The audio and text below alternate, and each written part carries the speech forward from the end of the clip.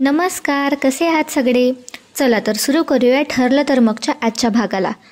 त्याआधी जर तुम्ही चॅनलला सबस्क्राईब नसेल केलं तर कृपया सबस्क्राईब करा. सायली कल्पनाला विचारते, बरं मी यांच्यासाठी कॉफी करते तर त्यासोबतच तुमच्या सगळ्यांचीही कॉफी करू का? त्यावर आता कल्पना बोलते की काही गरज नाहीये, तुझी कामं तुझ्या वेळेमध्ये तू आटप आणि स्वयंपाकघर आमच्या ताब्यामध्ये आलं की विमल आम्हाला कॉफी करून देईल. असं म्हणत कल्पना आता पूर्णाईला सोफ्यावर बसायला सांगते आणि आता कल्पना पूर्णाईला म्हणते की पूर्णाई तुम्ही कॉफी घ्या आणि थोड्या वेळातच खोलीत जाऊन आराम करा. त्यावर आता पूर्णाजी हो म्हणते. तितक्यातच आता अर्जुन येतो आणि सगळ्यांना हाय करतो, पण कोणीच त्याच्याकडे लक्ष देत नाही. तो आता कल्पना आणि पूर्णाजीला म्हणतो, हाय मम्मा, हाय पूर्णाजी, सगळं ठीक आहे ना? आता अर्जुन सायलीकडे बघतो तर सायली इशाराने हो असं म्हणते. पुढे मग अर्जुन आता बोलतो की घरात कोणी काही बोलत नाही आहे म्हणजे सगळं ठीकच असेल. आणि आता तो सायलीला म्हणतो की ठीक आहे मिसेस सायली, जरा वर येता का? मला थोडंसं काम आहे, खूप इम्पॉर्टंट बोलायचं तुमच्याशी. असं आता तो मिसेस सायलीला म्हणजेच आपल्या सायलीला बोलतो. तर सायली हो असं म्हणते. अर्जुन आता खोलीत निघून जातो. सायली आता कॉफीचे 2 मग हाती घेते आणि एक मग स्वतः वर खोलीत जायसाठी नेते आणि एक कप पूर्णाजीच्या समोर ठेवते. आणि आता तिचं लक्ष त्याकडे असतं की पूर्णाजी ती कॉफी घेते की नाही, पण पूर्णाजी ती कॉफी घेत सुद्धा नाही आणि त्या कॉफीकडे बघत सुद्धा नाही. आणि ती विमलला आता ओरडतच म्हणते की विमल, मला कॉफी करून आण आणि माझ्या खोलीत ती घेऊन ये. त्यावर विमल हो असं बोलते. आता पूर्णाजी उठते आणि तिच्या खोलीत जायला निघते. हे बघून सायलीला थोडंसं आता वाईट वाटत असतं. आता सायली रूममध्ये जाते आणि अर्जुनला विचारते, काय झालं? जोशी वकिलांनी मधुभाऊंना आणखी काही तर चुकीचं सांगितलेलं नाहीये ना? त्यावर आता अर्जुन बोलतो की तो माणूसच चुकीचा आहे मिसेस सायली, आणि त्यांनी जे काही केलं ते सगळं आता तो सायलीला सांगतो आणि तो कसा महिपतला जाऊन भेटला आणि अर्जुन आणि चैतन्याने त्यांचा पाठलाग करत हे माहिती केलं, हे सगळंच आता तो सायलीला सांगतो. सायली आता त्यावर म्हणते की म्हणजे तो जोशी महिपतचा माणूस आहे आणि तो मधुभाऊंची एवढी मोठी फसवणूक करतोय.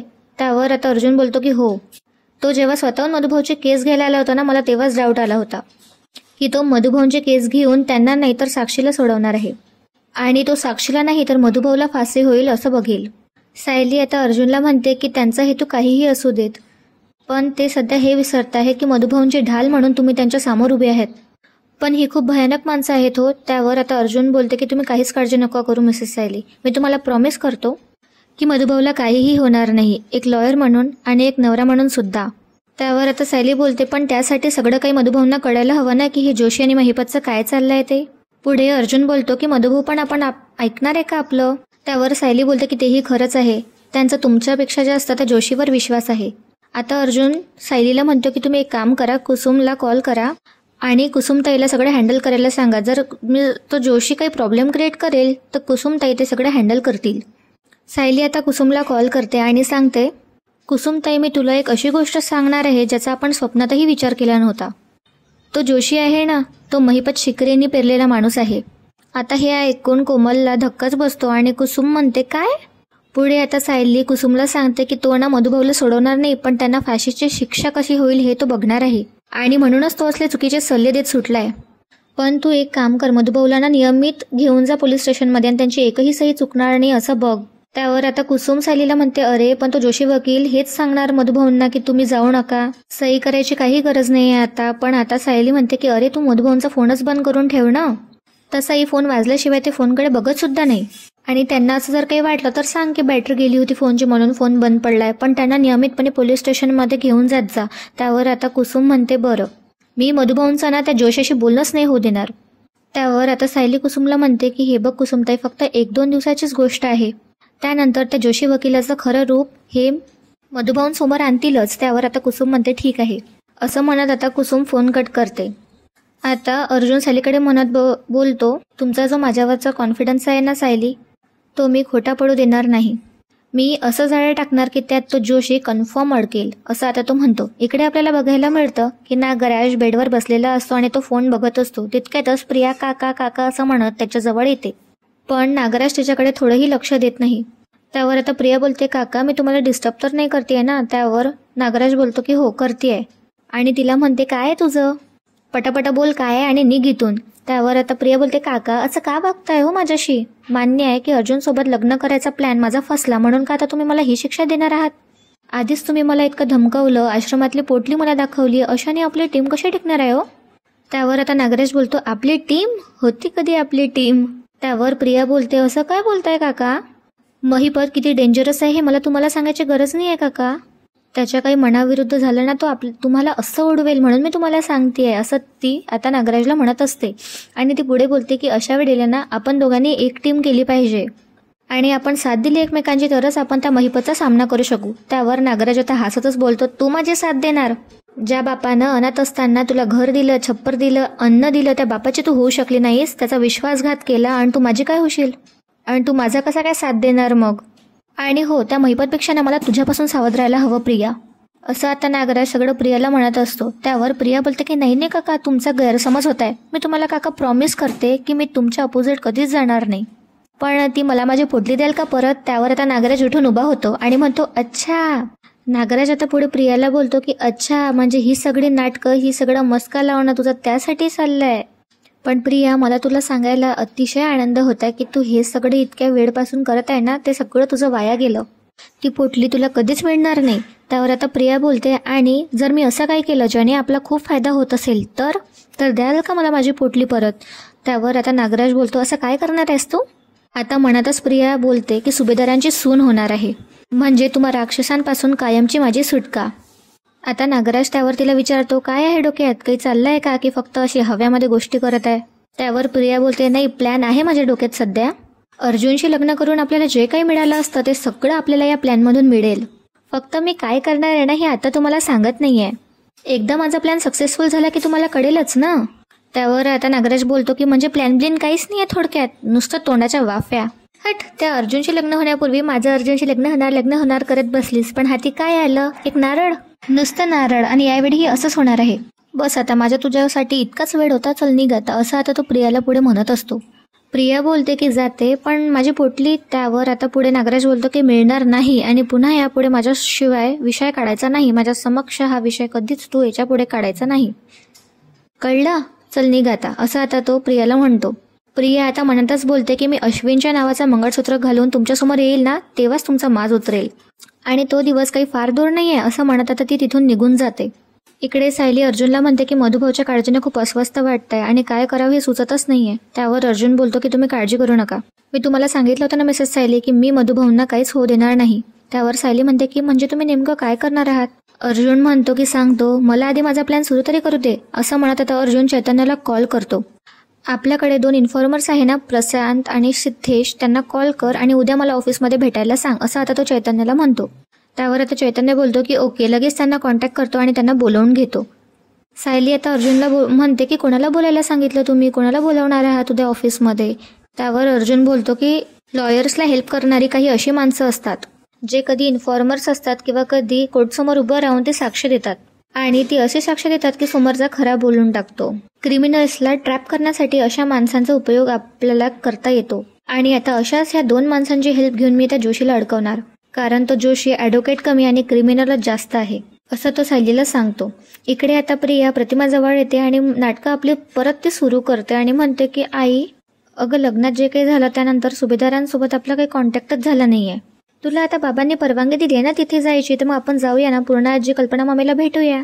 त्यावर प्रतिमा बोलते की पण तुझ्या बाबांनी मला जायची परवानगी दिली आहे, तुला नाही दिली.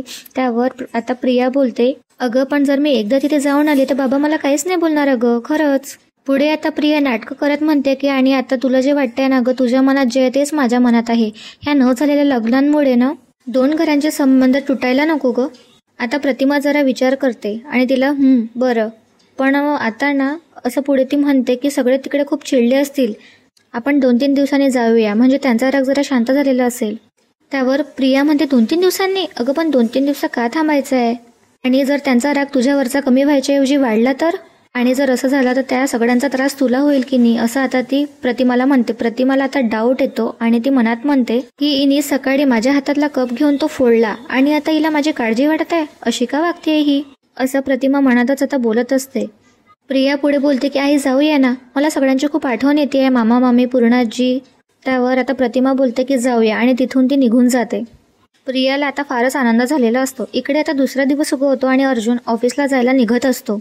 सायली अर्जुनला म्हणते, अहो नाश्ता करून घ्या पटकन. आता तो मिसेस सायली म्हणतो आणि सायली लगेच त्याच्या हाती कंगवा देते.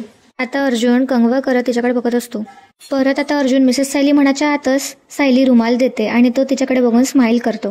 परत आता तो असं मिसेस सायली म्हणायला जातो आणि मिसेसच म्हणतो. तितक्यातच पर्स हातात सायली त्याच्या देते. आता अर्जुन तिला म्हणतो की तुम्ही मला तुमचं नाव सुद्धा घेऊ देत नाही आहात आणि त्या आधीच सगळं माझ्या हाती देत आहात. त्यावर आता सायली बोलते की तुमचा 1 सेकंदही वाया जाणार नाही आज. तुम्ही आता माझी इतकी मदत करणार आहात, मधुभाऊंना जोशी आणि महिपतच्या कचाट्यातून सोडवणार आहात, तर मी तुमची इतकी तर मदत करायला हवी ना. त्यावर आता अर्जुन म्हणतो की अच्छा, म्हणजे हे सगळं प्रेम मला मधुभाऊला सोडवण्यासाठी मिळतंय. त्यावर सायली बोलते की हो, आपलं लग्न तर मधुभाऊंना वाचवण्यासाठीच झालं होतं ना. त्यावर अर्जुन बोलतो की ते तर पहिलं लग्न, पण दुसरं लग्न कशासाठी झालं हे तुम्ही विसरलात का, असं म्हणत तो तिच्या आता जवळ येत असतो. तितक्यातच सायली खालून वर निघून जाते आणि म्हणते की विसरले, तुम्ही सांगा का केलं होतं, असं ती लाजतच आता अर्जुनला म्हणते. आता अर्जुन जवळ येत म्हणतो कारण आपण एकमेकांवर खूप प्रेम करतो. आता सायली हे ऐकून लाजते आणि अर्जुनला घट्ट अशी मिठी मारते. आता अर्जुन सायलीला म्हणतो की I love you so much Mrs Sayali. Sayali आता म्हणते की आता निघायला उशीर नाही होत आहे का. त्यावर अर्जुन म्हणतो की अजिबात नाही आणि तो सायलीच्या जवळ येत असतो. तितक्यातच सायली धक्का देते. त्यावर आता अर्जुन म्हणतो की फाईन, मला उशीर होतोय ना म्हणून, नाही तर तुम्हाला दाखवलंच असतं. पण ठीक आहे, संध्याकाळी वेळ आहे आपल्याकडे, तेव्हा फक्त मी आहे आणि तुम्ही आहात.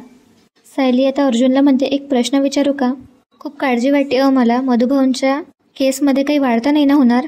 त्यावर सायलीचा हात पकडून अर्जुन म्हणतो की विश्वास आहे ना माझ्यावर. त्यावर सायली म्हणते की अर्थात, जोपर्यंत तुम्ही आहात तोपर्यंत मधुभाऊंच्या जीवाला काहीच धोका नाही आहे, तुम्ही ती लढाई नक्कीच जिंकाल. त्यावर अर्जुन म्हणतो की थँक्स, पण तुमच्या लढाईचं काय. त्यावर सायली म्हणते कुठली.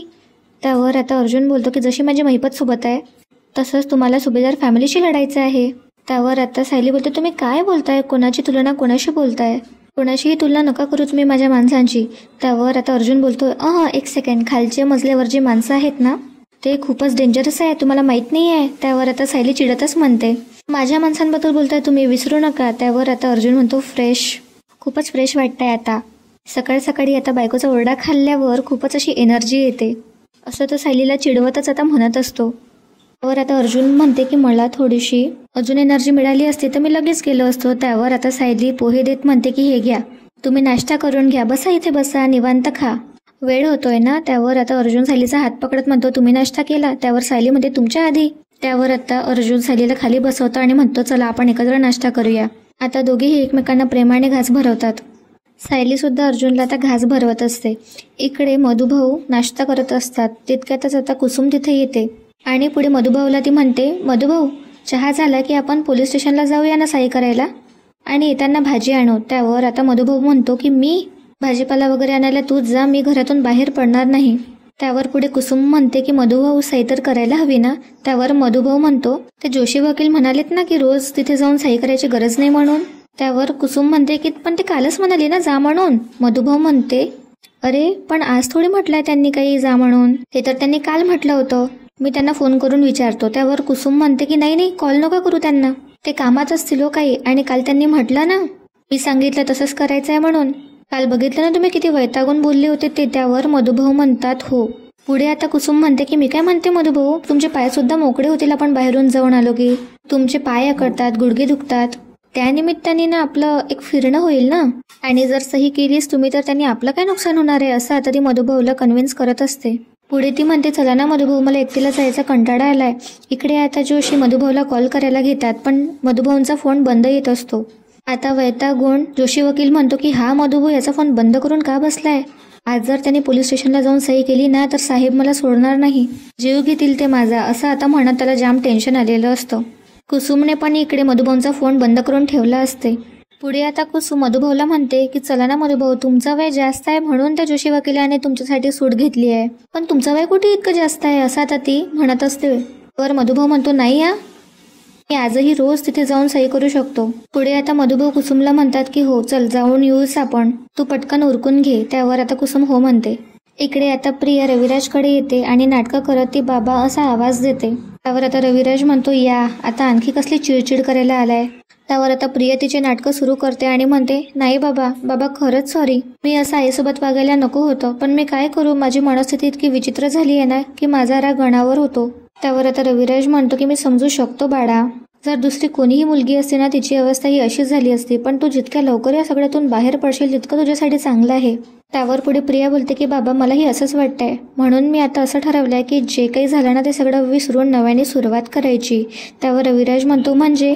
प्रिया सांगते की म्हणजे माझ्या कॉलेजमध्ये ना हुशार विद्यार्थ्यांसाठी इंटर्नशिपची अशी एक ऑफर आली आहे आणि त्यातून माझी निवड झाली आहे. खूप मोठ्या डिझायनरच्या बुटीकमध्ये काम करायची मला संधी मिळाली आहे. बाबा मी हा जॉब करू का? पण बाबा फार पैसे नाही मिळणार आहे, पण मला अनुभव मिळेल ना, अशी आता ती खोटं रविराजला सांगत असते. त्यावर रविराज म्हणतो की हो कर की, अनुभवांसारखा मोठा गुरु नाही बाळा, कर तू काम. त्यावर आता प्रिया बोलते की पण बाबा मला रोजच जावं लागेल. त्यावर आता रविराज बोलतो की मी परवानगी का नाही देणार, तू जितके जास्त लोकांना भेटशील, जितके जास्त ठिकाणी जाशील तितकं चांगलं आहे ना बाळा, असं तो प्रियाला आता म्हणत असतो. त्यावर आता प्रिया म्हणते बाबा थँक्यू, मी आत्ताच जाते आणि त्यांना कॉल करून सांगते की मी त्यांची ऑफर स्वीकारली आहे म्हणून. आता ती गेल्यावर रविराज मनात बोलतो की तन्वी आता जितकी जास्त तिच्या कामात आणि इंटर्नशिपमध्ये गुंतेल तितकं तिच्यासाठी चांगलं आहे आणि तितक्याच लवकर ती अर्जुन सुभेदाराला विसरेल, असं आता रविराज म्हणत असतो. आता अर्जुनने दोघंही इन्फॉर्मर्सला त्याच्या ऑफिसमध्ये बोलावलेलं असतं. आता अर्जुन प्रशांतला सांगतो की प्रशांत तू एक फेक केस घेऊन त्या जोशी वकिलाकडे जा आणि त्याला एका कॅफेमध्ये तू त्याला यायला सांग, तिथे भेटायला सांग. आणि पुढे आता तो सिद्धेशला म्हणतो की आणि सिद्धेश आपण त्याच कॅफेमध्ये तिथेच राहूया जिथे प्रशांत आणि तो जोशी बसला असेल, आपण एक्झॅक्टली त्याच्या मागच्या सीटवर बसूया आणि आपण अशा पद्धतीने डिस्कस करायचं की आपला आवाज त्या जोशी वकिलापर्यंत पोहोचणार. जोशीच्या कानापर्यंत ही गोष्ट पोहोचली पाहिजे की मला एक इल्लिगल प्रॉपर्टी विकायची आहे. त्यावर आता प्रशांत म्हणतो की इल्लिगल प्रॉपर्टी, पण तुम्ही असं काही गैरकाम करताय याच्यावर त्या जोशीचा विश्वास कसा बसणार, तुम्ही एक खूप इमानदार वकील आहात हे सगळ्यांनाच माहीत आहे. त्यावर अर्जुन म्हणतो की डोंट वरी प्रशांत, या इल्लिगल प्रॉपर्टीमध्ये या जाड्यात तो जोशी बरोबर अडकेल. आता चैतन्य दोघांना म्हणतो की तुम्हा दोघांनाही नीट प्लॅन कळलाय ना. त्यावर आता दोघंही म्हणतात की हो, तुम्ही काहीच काळजी करू नका. आता अर्जुन म्हणतो फॅन्टॅस्टिक, मी तुम्हाला वेळ आणि जागा कळवणार, तेव्हा आपण सगळे भेटूया, थँक्यू, असं आता तो म्हणतो. दोघेही तिथून निघून जातात. चैतन्य आता अर्जुनला म्हणतो की काय कमाल केलीस तू, म्हणजे तू तुझी इल्लिगल प्रॉपर्टी विकतोय हे जोशी लगेच त्या महिपतला जाऊन सांगणार आणि ते दोघांची मीटिंग होणार. त्यावर अर्जुन बोलतो की हो हेच हवं आहे मला आणि त्या दोघांना एकत्र बघितल्याशिवाय मधुभाऊ काही त्यांच्यावर विश्वास ठेवणार नाही आणि आपलंही काहीच ऐकून घेणार नाही. जर असं झालं तरच मधुभाऊ ती केस माझ्या हाती देणार आणि एकदा की असं झालं ती केस माझ्याकडे जर परत आली की मग त्या बाप लेकींना मी जेलमध्ये पाठवतोस की नाही ते बघच तू. इकडे आता ठरल्याप्रमाणे अर्जुनचा प्लॅन सुरू होतो आणि प्रशांत जोशी वकिलाला एका कॅफेमध्ये येऊन भेटतो. ते दोघेही आता डिस्कस करू लागतात. आता हा प्रशांत जोशी वकिलाला सांगत असतो माझ्या भावाने असं म्हटलं की मी तुझ्या वाट्याची जमीन विकणार, तुझ्या हक्काची जमीन विकणार, पण मी त्याला सांगितलं की मी तुझ्यावर केस करेल म्हणून मी तुमच्याकडे ही केस घेऊन आलोय. तुम्ही काही पण करा जोशी साहेब, पण मला न्याय मिळून द्या, असं आता तो त्याला म्हणत असतो. त्यावर जोशी म्हणतो की ठीक आहे, तुमची वडिलोपार्जित जमीन आहे ना. त्यावर आता प्रशांत म्हणतो की हो, मग ठीक आहे. आता हे दोघं बोलतात तितक्यातच अर्जुन आणि सिद्धेश तिथे येतात आणि त्यांच्या मागच्या सीटवर जाऊन बसतात आणि त्यांचा प्लॅन सुरू होतो. अर्जुन आता बोलतो की माझी इल्लिगल प्रॉपर्टी आहे, खूप मोठी आहे, तिथे मॉल सुद्धा बांधता येणार, सो मला ती विकायची आहे, मला क्लायंट आणून दे, तुला तुझं कमिशन मिळेलच. ती प्रॉपर्टी इतकी मोठी आहे ना की तिथे एक रिसॉर्ट किंवा मॉल काहीही होऊ शकतं. जोशी आता लपूनच हे सगळं ऐकत असतो. त्यावर आता सिद्धेश नाटक करतच अर्जुनला म्हणतो की पण हे तर जोखमीचं काम आहे. त्यावर आता अर्जुन म्हणतो की तुम्ही काळजी करू नका, ॲडव्होकेट आहे मी, माहीत आहे मला सगळे खोटे पेपर्स कसे बनवतात ते, मी बनवून टाकेल ते पेपर्स, तुम्ही त्याचं टेन्शन घेऊ नका, तुम्ही फक्त एक क्लायंट आणा आणि माझी प्रॉपर्टी विकून टाका. त्यावर आता प्रशांत म्हणतो तुम्ही काहीही काळजी करू नका. ॲडव्होकेट अर्जुन सुभेदार आता नाव ऐकताच जोशी त्याच्याकडे बघतो आणि जोशीला दिसतं की अर्जुन तिथे आलेला असतो. मनातच आता तो म्हणतो की अर्जुन सुभेदार, त्याची इल्लिगल प्रॉपर्टी, खूपच छान असा चान्स आता माझ्या हाती आलेला आहे अर्जुन सुभेदारला अडकवण्याचा, तो की मी जाऊ देणार नाही, असं तो म्हणत बाहेर जातो आणि महिपतला कॉल करून सगळं सांगतो. महिपतला आता जोशी सांगतो की हॅलो महिपत साहेब, एक धमाकेदार बातमी कळली आहे, अर्जुन सुभेदारची कुठेतरी इल्लिगल प्रॉपर्टी आहे असं तो त्याला सांगत असतो. हॉटेल किंवा मॉल बांधता येईल एवढी मोठी प्रॉपर्टी आहे असं तो त्याला सांगत असतो आणि आपल्याला त्यात अडकवता येणार कारण की तो खोटे पेपर्स बनवणार आहे. त्यावर आता महिपत बोलतो की तुला कसं कळलं, काय रे जोशा. त्यावर आता पुढे जोशी म्हणतो की मी तुम्हाला हे सगळं नंतर सांगेन, मला आता आज जाणं गरजेचं आहे, मी तुम्हाला सगळा पत्ता पाठवतो आणि जर ही बातमी बाहेर कळली तर अर्जुन सुभेदारचं लायसन्स कॅन्सल होऊ शकतं. त्यावर महिपत बोलतो की कळतंय मला ते सगळं, तू मला तिचा पत्ता पाठव, मी तिथे लगेच येतो. त्यावर हो म्हणत आता जोशी फोन ठेवतो. इकडे आता अर्जुन म्हणतो की काम झालंय प्रशांत तुझं, निघ. आणि आता प्रशांत निघतो. आता इकडे जोशी आणि सिद्धेश बसतात आणि नाटकं करणं परत सुरू करतात. त्यावर आता पुढे अर्जुन सिद्धेशला म्हणतो की हरकत नाही, मग कस्टमर आला की मला फोन करा लगेच, आपण ती सगळी प्रॉपर्टी विकून देऊया, मी तोपर्यंत पेपर्स बनवून घेतो, असं तो म्हणतो. आजचा भाग इथेच संपतो. पुढच्या भागात आपल्याला बघायला मिळणार आहे महिपत आणि जोशीचा व्हिडिओ रेकॉर्ड करून आता अर्जुन मधुभाऊंना दाखवणार आहे आणि मधुभाऊंना आश्चर्याचा धक्काच असा बसतो. पुढील भाग पाहण्यासाठी चॅनलला नक्की सबस्क्राईब करा. धन्यवाद.